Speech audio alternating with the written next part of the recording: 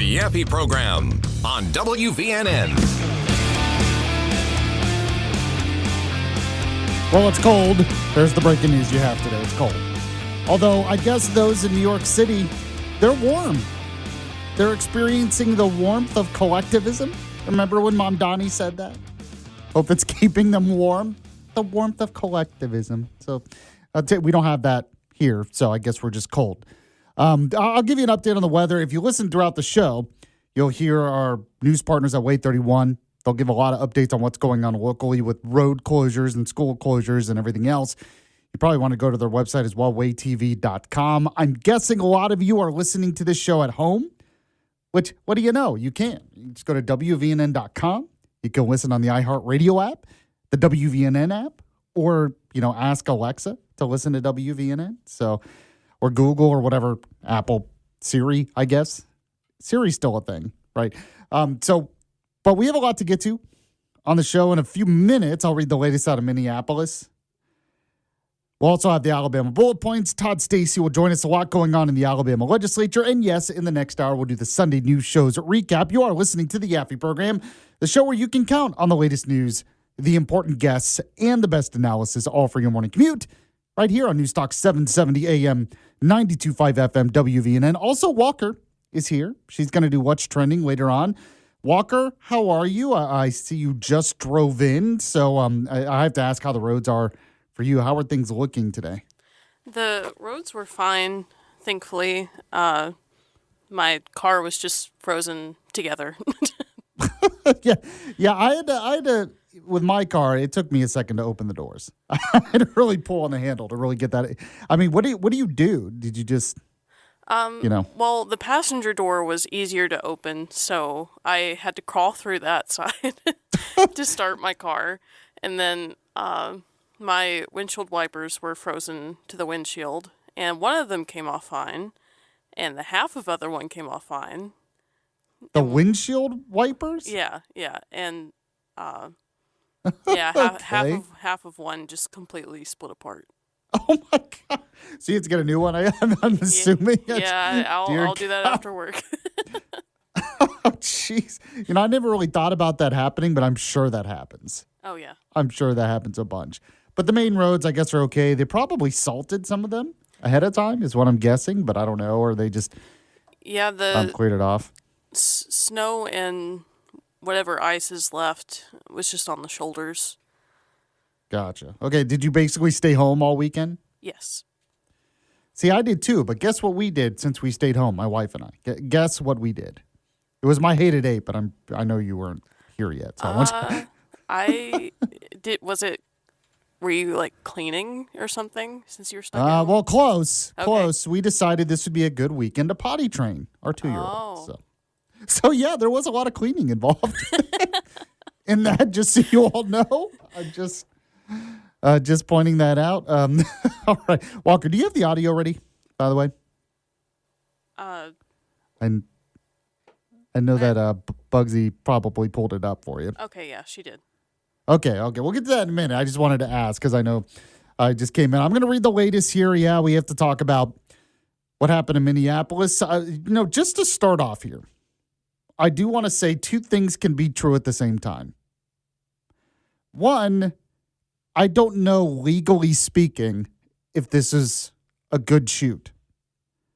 With the Renee Good thing, looking at that, it was pretty cut and dry.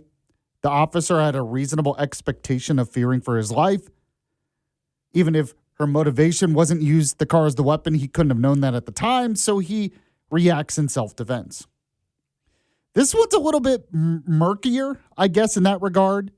Yes, the guy who was killed, Alex Petty, he did have a firearm on him. He was interfering with ICE operations, and it seems like he was resisting arrest a little bit. Now, when you watch the video, you hear one of the officers say gun, and yes, one of the officers pulls out the gun, but it seems like maybe one of the other ICE officers heard gun, and because he heard gun thinking that Alex is pulling a gun on them, he fires back. I'm guessing that's probably where this is going to go. But as I said, legally speaking, it's a little bit murkier. Now, that being said, as I mentioned, two things can be true at the same time. One, legally speaking, it's not sure, I'm not 100% sure it's a good shoot. But two, that does not mean, as some Democrat politicians are openly saying, and you'll hear a lot of it in the Sunday News Show's recap, that does not mean that ICE is out there murdering people, that it's an execution that happened, that they're like the Gestapo. And as Tim Walz apparently said, that this is similar to Anne Frank, the story from Anne Frank in Nazi Germany. So what we do know is that this was all completely avoidable. In the video, you can hear whistles blowing, people with cameras.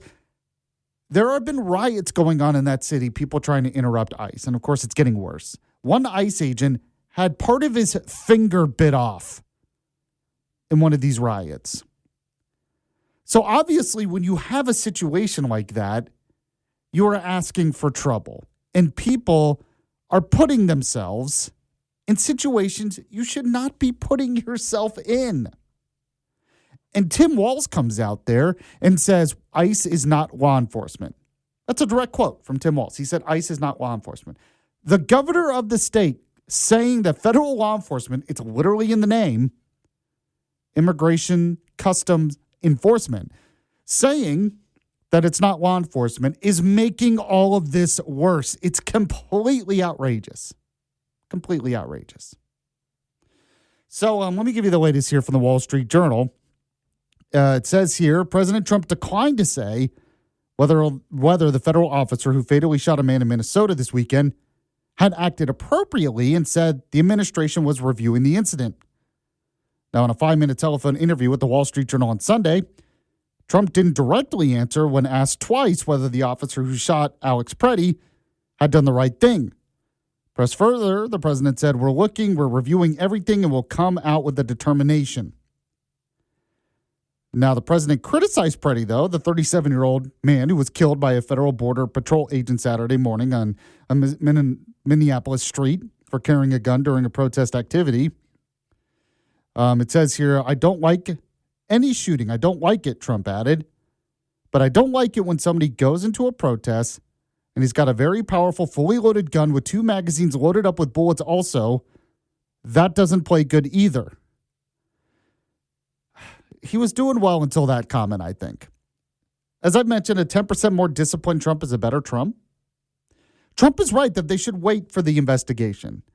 And he is correct to say he's not 100% sure if the officer in this situation acted appropriately. Those are appropriate comments by Trump. But yes, you have Second Amendment rights. Now, apparently this guy was breaking the law because he had his firearm, but was also not carrying an ID. And locally there in Minneapolis, you're supposed to. Now, Trump also signaled a willingness to eventually withdraw immigration enforcement officials from the Minneapolis area. He said, at some point we will leave. They've done a phenomenal job, he said. Trump didn't offer a time frame, though, on this. So another couple of things can be true at the same time. One, Tim Walz and a lot of these Democrat leaders, Jacob Frey, the mayor of Minneapolis, their rhetoric is completely irresponsible and outrageous. But two, Department of Homeland Security Secretary Kristi Noem, she has not helped this situation. I'm starting to think maybe she should go. Tom Homan needs to be put back in charge of these operations. He should be the one there speaking. He's much more competent. Because Kristi Noem decides to come out and basically call this a terrorist incident. Now, when you see the video, obviously she should have waited and said there's just an investigation. It's a tragedy when anyone is killed, and we're going to look into it. That's the appropriate response here. Because as I mentioned at the top, legally speaking, this is a lot murkier than what happened with Renee Good. Even though it was all avoidable, he shouldn't have been there. He shouldn't have been interrupting. He should have been videotaping. He shouldn't have resisted. Legally speaking, it's murkier. Now, go ahead if you can, Walker. Play the Kristi Noem cut I sent you. Kristi Noem cut 1. An individual approached U.S. Border Patrol officers with a 9mm semi-automatic handgun. The officers attempted to disarm this individual, but the armed suspect reacted violently. Fearing for his life and for the lives of his fellow officers around him, an agent fired defensive shots. The suspect also had 2 magazines with ammunition in them that held dozens of rounds. He also had no ID.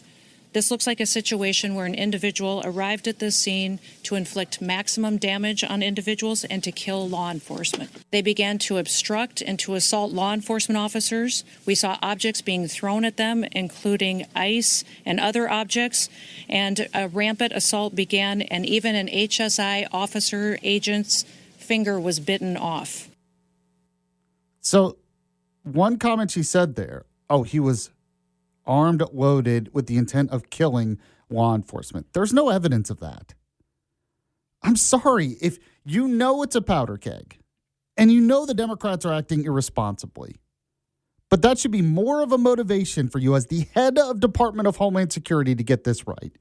And she's screwing this up too. So from what I understand, there's a lot of reporting out there that the Trump administration is not happy with her response. So things might change here pretty quickly. Bill Malugin of Fox News basically reported that a lot of people in the administration are not happy from a PR morale standpoint with how they have responded to this so far. And I think it's for the reason I cited. Now, as I mentioned, though, Tim Walz not really doing much better, the governor of Minnesota. I mean, you want to talk, you could criticize Kristi Noem, and then you just look at Tim Walz, and he's absolutely insane. But go and play the Tim Walz cut for me. I salute their courage and their restraint, and I call on all Americans to see the decency that this state is exhibiting and the horrific cruelty, unprofessional, absolute abomination that is passing for what these ICE agents are doing on our streets. Donald Trump, I call on you once again, remove this force from Minnesota. They are sowing chaos and violence. You ask us for peace and we give it, and we get shot in the face on the streets coming out of a donut shop. Thank God we have video, because according to DHS, these 7 heroic guys took an onslaught of a battalion against them or something. It's nonsense, people. It is nonsense, and it's lies. Despite the horrific acts by this federal government, Minnesotans are standing up for the rule of law.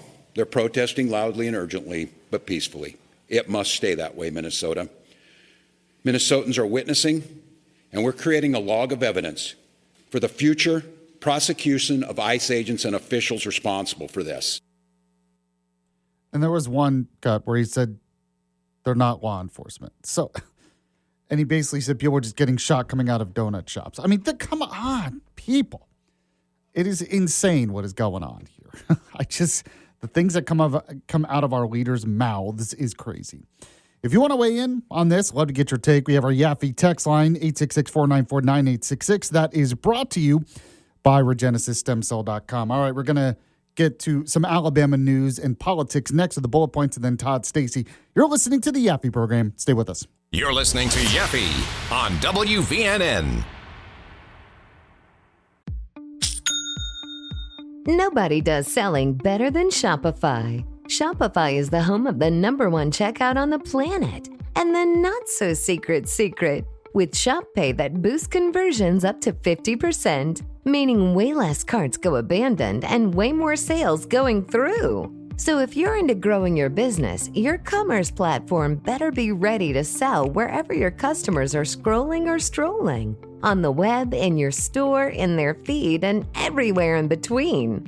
Businesses that sell more, sell on Shopify. Upgrade your business and get the same checkout that Skims uses. Sign up for your $1 per month trial period for 3 months at shopify.com/Westwood1, all lowercase. Go to shopify.com/Westwood1 to upgrade your selling today. Shopify.com/Westwood1.